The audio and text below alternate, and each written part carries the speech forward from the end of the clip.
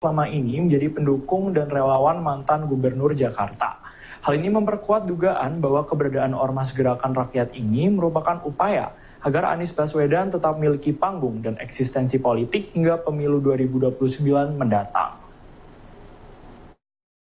Dosen Komunikasi Politik Universitas Brawijaya Dr. Ferdi Firmantoro menilai kehadiran Anies Baswedan pada pelantikan pengurus Ormas Gerakan Rakyat sebagai sebuah penanda. Ferdi melihat Anies Baswedan membutuhkan wadah untuk menjaga hubungan dengan para pendukung dan relawannya selama ini.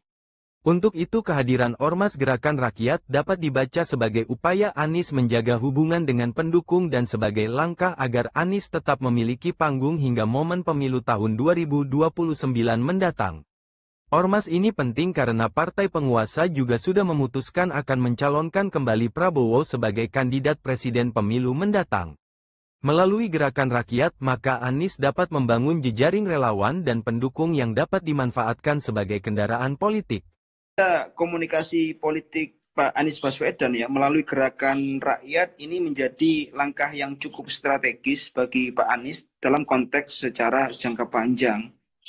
Jadi dalam artian dengan minimal ya, dengan mengorganisasikan diri dalam Gerakan Rakyat, ini kan bisa dibaca sebagai bentuk upaya Pak Anies menjaga eksistensi di panggung politik tanpa ya atau harus terlibat secara langsung melalui jabatan-jabatan struktural di partai politik utamanya misalnya.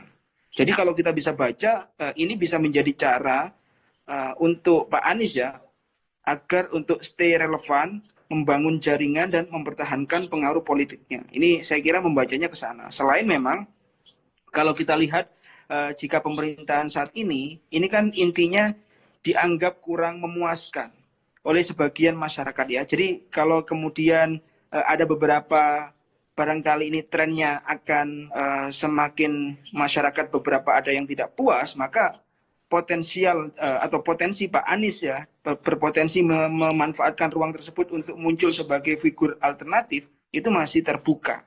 Jadi ini sebenarnya pertarungan politik di pemilu atau Pilpres 2029 meskipun cukup masih jauh karena toh Pak Prabowo juga sudah dideklarasikan secara langsung oleh Partai Gerindra untuk tetap maju di 2029. Ferdi menilai Anies masih memiliki peluang besar sebagai salah satu tokoh yang diyakini mampu memberikan harapan di tengah situasi saat ini yang dirasakan masih belum memunculkan sinar cerah bagi perbaikan di berbagai sektor kehidupan.